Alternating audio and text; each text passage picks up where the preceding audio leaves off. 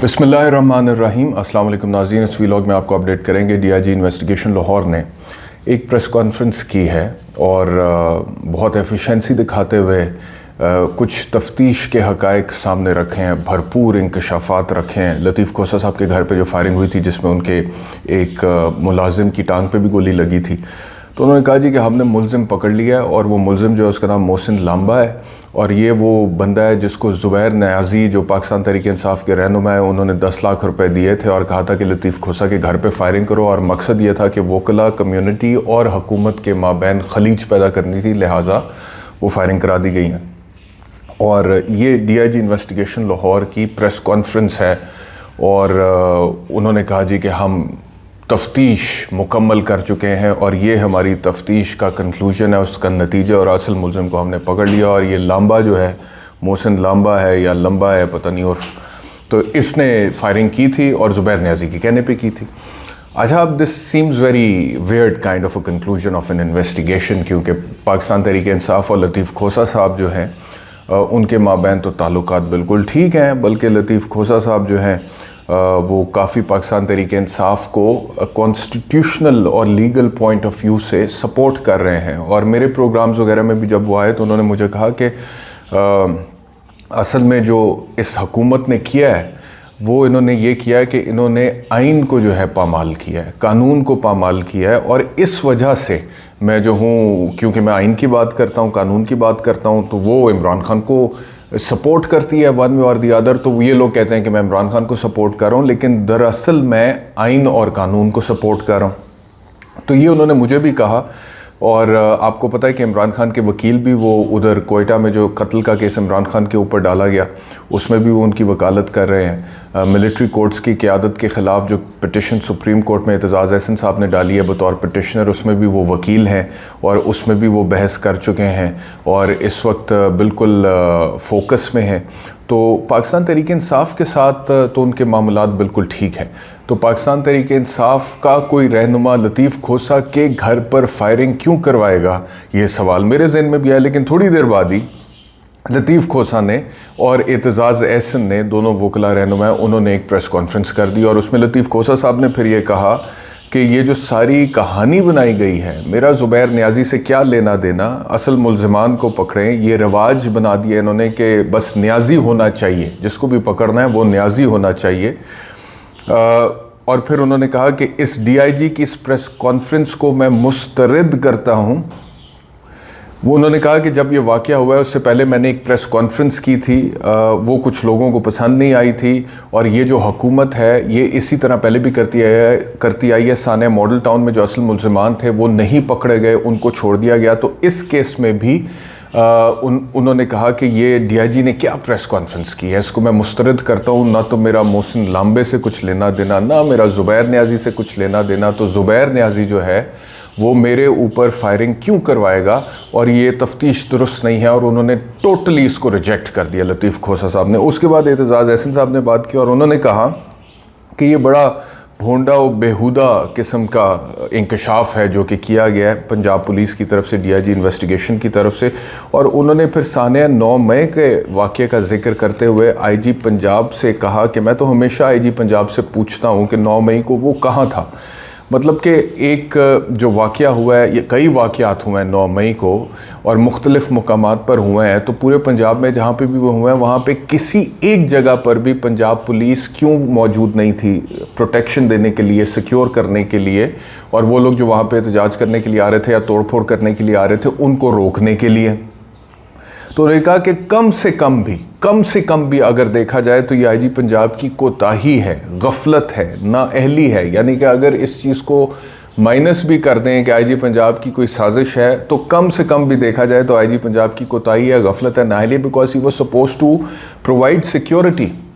And he was not there. लेकिन इस कोताही, गफलत और नाअहली के बावजूद शहबाज शरीफ ने या care taker chief minister Mohsin Naqvi ने आईजी को अपनी जगह से हिलाया तक नहीं। तो ये कैसे हुआ है कि इतने संगीन नौयत के इतने बड़े मामलात हो गए और आईजी पंजाब अपनी कुर्सी पर वैसे ही बैठा हुआ है और उसको हिलाया भी नहीं और उसको छेड़ा भी नहीं और उसको तब्दील भी नहीं किया। फिर उन्होंने ये भी कहा कि ये जो अब ये इन्वेस्टिगेशन कर रहे हैं आईजी पंजाब 9 मई के वाक़े के हवाले से, उसमें वो एक एक मिनट का बताता है कि इधर था क्राउड, फिर उधर था क्राउड, और हम मॉनिटर कर रहे थे और ये मॉनिटर हो रहा था। तो जब आप मॉनिटर कर रहे थे और आप ये बता सकते हैं कि इतने बजकर इतने मिनट पर वो इधर था, फिर इतने बजकर इतने मिनट पर वो उधर चला गया, तो आप बचाने क्यों नहीं आए उन जगहों को जहां पर हमला हुआ? आपको बचाने के लिए आना चाहिए था। फिर मज़ीद एतजाज़ अहसन ने कहा कि ज़ुबैर नियाज़ी से ये पंजाब पुलिस जो है ये जाना चाहती है इमरान नियाज़ी तक। ये चाहते हैं कि खोसा और एतजाज़ भी ये समझें कि इमरान खान ने या कासिम के अब्बा ने ये फायरिंग करवाई है जो लतीफ़ खोसा के घर पे करवाई, और इसके बाद अगर एतजाज़ अहसन के घर पर होनी थी तो कासिम के अब्बा ने ही फायरिंग करवानी थी। लेकिन हम इस ढकोसले में नहीं आएंगे, हम कोई बच्चे हैं, ये एतजाज़ अहसन साहब ने कहा। फिर मज़ीद उन्होंने बात की कि कोयटा वाला जो वाक़या, वकील जो कत्ल हुआ, उन्होंने कहा कि अभी वो कत्ल हुआ है, अभी FIR का इंदराज भी नहीं हुआ, और वो Atta Tarar special assistant to prime minister जो है उसने आके मीडिया के सामने प्रेस कॉन्फ्रेंस करके बाकायदा तौर पे पूरा एक वर्डिक्ट दे दिया कि ये इमरान खान ने करा है विदाउट एनी इन्वेस्टिगेशन। पूरा एक फैसला सुना दिया कि इमरान खान ने करवाया है और इमरान खान पर पर्चा होगा, और फिर इमरान खान पर पर्चा हो भी गया। तो उनका कहने का मकसद ये था कि जिस तरह कोयटा में जो वकील साहब कत्ल हुए उनका जो केस है वो इमरान खान पर डाला गया, इसी तरह लतीफ़ खोसे के घर पर जो फायरिंग का मामला है वो ज़ुबैर नियाज़ी पर डाला गया है। लेकिन उन्होंने भी इसको मानने से इनकार कर दिया इस तफ्तीश के नतीजे को, और इस तफ्तीश को, और इसको मुस्तरद कर दिया। और बल्कि एतजाज़ अहसन साहब ने अपनी प्रेस कॉन्फ्रेंस का जो इख्तिताम किया वो इस बात पे किया है कि उन्होंने कहा कि ये IG और DIG को शामिल तफ्तीश करें, मुझे और खोसे को इनसे जिरा करने दें,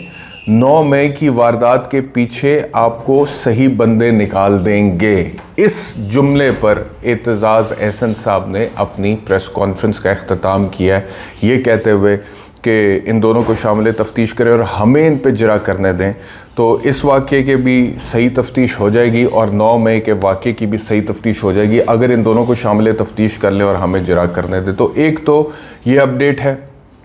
कि पंजाब पुलिस जिसने, और लतीफ़ खोसा साहब की एक ये बात बिल्कुल दुरुस्त है, ये एतराज़ कि उन्होंने कहा कि मेरे घर पे जो हमला हुआ है पुलिस ने तब से लेके अब तक मुझसे कोई राबता ही नहीं किया। तो मुझसे राबता किए बग़ैर, ख़ुद तफ्तीश करके, मुझे कॉन्फिडेंस में लिए बग़ैर, मुझसे पूछे बग़ैर कि मैं किसको समझता हूँ कि कौन सस्पेक्ट है। क्योंकि देखें, सबसे पहला तो मुल्ज़िम के हवाले से मुद्दई लीड देता ना, कि उससे पूछा जाता है कि आप बताएंगे आपके घर पे अगर फायरिंग हुई है तो किसने करवाई होगी या कौन हो सकता है, या आपकी किससे दुश्मनी है या किससे मुखालफत है। तो उस हिसाब से फिर इन्वेस्टिगेशन का दायरा कार बनता है। लेकिन वो ये कहते हैं कि मुझसे तो एक दफ़ा किसी ने पूछा भी नहीं, उस दिन ये हुआ है वाक़या, और उसके बाद आज all of a sudden without taking me into confidence ये प्रेस कॉन्फ्रेंस होती है और मुझे बता दिया जाता है कि ज़ुबैर नियाज़ी ने करवाया। तो ज़ुबैर नियाज़ी का मेरे साथ कोई लेना देना नहीं है और मैं इसको मुस्तरद करता हूँ। तो ये तो एक तो ये है। दूसरा मैं आपसे बताऊँ कि कल जो सुप्रीम कोर्ट ऑफ पाकिस्तान में फ़ौजी अदालतों के क़याम के हवाले से समात का इख्तिताम हुआ और अब तकरीबन जुलाई के तीसरे हफ्ते में ये चली गई है समात, ये केस जो है। रात गए तफसीली फ़ैसला 2 सफ़ात पर मुश्तमिल सुप्रीम कोर्ट का आ गया है और वो मैं आपको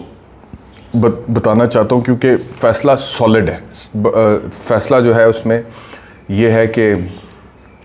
वो जो कह रहे थे ना लतीफ़ खोसा साहब के फॉर ऑल प्रैक्टिकल पर्पसेस फ़ौजी अदालतों के क़याम को स्टे कर दिया गया है, लेकिन जो हुक्म इम्तना की दरख्वास्त थी वो तो मुस्तरद हो गई थी। तो मैंने कहा वो दुरुस्त बात नहीं है, वो तो मुस्तरद हो चुकी है, तो स्टे ऑर्डर तो किसी किस्म का कोई नहीं है। तो स्टे ऑर्डर वाकई किसी किस्म का नहीं है, लेकिन उसके बावजूद जो सुप्रीम कोर्ट है वो जो अटॉर्नी जनरल ऑफ पाकिस्तान ने सबमिशंस दी थी और कहा था और जो कमिटमेंट दी थी कि किसी का ट्रायल नहीं हो रहा और अगर होगा तो बताया जाएगा, उसको अपने फ़ैसले का हिस्सा बना दिया है और सुप्रीम कोर्ट उसको रिकॉर्ड पर ले आई है। मैं आपको क्विकली बता देता हूँ कि सुप्रीम कोर्ट इस फैसले में क्या कह रहा है। इसमें सुप्रीम कोर्ट ने कहा है जी कि अटॉर्नी जनरल जो है उन्होंने इन्फॉर्म किया बेंच को कि वो जो मुतल्लिका कागज़ात हैं, दस्तावेज़ हैं, वो अपनी रिटन साइनॉप्सिस के साथ अगली तारीख़ तक सबमिट कर देंगे और 102 सिविलियंस जो हैं जो कि इस वक्त फ़ौज की हिरासत में हैं उनकी डिटेल्स कि वो किस स्टेशंस पर हैं वो भी उन्होंने प्रोवाइड कर दी हैं। फिर उन्होंने कहा कि कोर्ट के पूछने पे अटॉर्नी जनरल ऑफ पाकिस्तान ने ये कुछ कहा है। He has submitted the following, he has stated the following. Number एक अटॉर्नी जनरल ने कहा है, सुप्रीम कोर्ट अपने फैसले में लिख रहे हैं कि जितने भी लोग इस वक्त फ़ौज की हिरासत में हैं सिविलियंस, वो अंडर इन्वेस्टिगेशन हैं, उनसे तफ्तीश हो रही हैं, किसी का भी ट्रायल नहीं हो रहा। फिर वो कह रहे हैं कि किसी के ऊपर फ़र्द जुर्म आयद नहीं हुई है, किसी भी ऐसे जुर्म की जिसकी सज़ाए मौत हो सकती है या कोई लंबी कैद हो सकती है। फिर वो कह रहे हैं कि पाकिस्तान आर्मी एक्ट रूल्स जो हैं 1954 के, अगर इन्वेस्टिगेशन कंप्लीट होती है या जब भी इन्वेस्टिगेशन कंप्लीट होती है तो वो जो रूल्स हैं वो ये कहते हैं कि before the commencement of the trial, यानी कि ट्रायल शुरू होने से पहले जो कॉपीज़ हैं ऑफ द प्रोसिक्यूशन एविडेंस वो मुल्ज़िम को फ़राहम की जाती हैं ताकि वो उनको एग्ज़ामिन कर सके और उसे फिर वकील मुकर्रर करने का इख्तियार भी दिया जाता है। तो अगर बात वहाँ तक गई, ये अटॉर्नी जनरल कह रहे हैं सुप्रीम कोर्ट में कि अगर बात वहाँ तक गई और मिलिट्री ट्रायल जो है उसके हवाले से फ़र्द जुर्म आयद होने तक बात गई, तो फिर अटॉर्नी जनरल जो है वो चीफ़ जस्टिस ऑफ पाकिस्तान को चेंबर्स में आके उस हवाले से आगाह करेंगे। लेकिन अभी तक किसी भी सिविलियन का ट्रायल शुरू नहीं हुआ है। लेकिन अगर बात वहाँ तक गई तो अटॉर्नी जनरल चीफ जस्टिस को फौरी तौर पर आकर बताएंगे चेंबर्स में आके। ये भी लिख दिया गया, आगे लिख दिया गया है कि जो लोग हिरासत में हैं उनका फ़ोन पर रब्ता कराया जाएगा उनके घर वालों से, और दूसरा ये है कि उनका जो विज़िटेशन का शेड्यूल है कि घर वाले उनसे आके मिल सकते हैं वो हफ्तावार जो है वो भी मुकर्रर किया जाएगा। इसके अलावा इस फैसले में लिखा है कि कोई भी वकील या कोई भी सहाफ़ी इस वक्त फ़ौज की हिरासत में नहीं है, और ये लिखा है कि जो वफाकी हुकूमत है वो अपनी सर्विसेज देगी, असिस्टेंस देगी to trace and recover the missing journalist mister Imran Riaz Khan, यानी कि इमरान रियाज ख़ान साहब को बाजियाब कराने में वफाकी हुकूमत जो है वो अपनी असिस्टेंस देगी। और आखिर में ये लिखा है इस फैसले में कि अटॉर्नी जनरल ने कहा है कि उसे वफाकी हुकूमत से हिदायत चाहिए कि whether the list of the 102 detained persons can be made public और नॉट, यानी कि वो जो 102 लोग हैं फ़ौज की हिरासत में सिविलियंस, उनकी जो लिस्ट है जो सुप्रीम कोर्ट में जमा करा दी गई है वो पब्लिक हो सकती है या नहीं हो सकती है। तो ये इजाज़त लेने के लिए उन्होंने कुछ वक्त मांगा और उन्होंने कहा है कि वो सुप्रीम कोर्ट के जज साहिबान को आकर चेंबर्स में इस हवाले से भी बता देंगे। तो ये जो फ़ैसला है,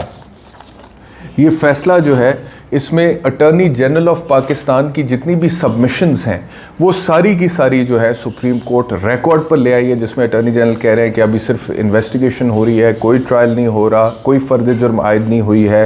अगर ट्रायल की तरफ बात जाती हुई नज़र आएगी तो फौरी तौर पर चीफ जस्टिस ऑफ पाकिस्तान को आगाह करूँगा, और जो इस वक्त हिरासत में लोग हैं उनके राब्ते उनकी फ़ैमिली से भी कराए जाएंगे, और इमरान रियाज ख़ान के हवाले से वफाकी हुकूमत भी सर्विसेज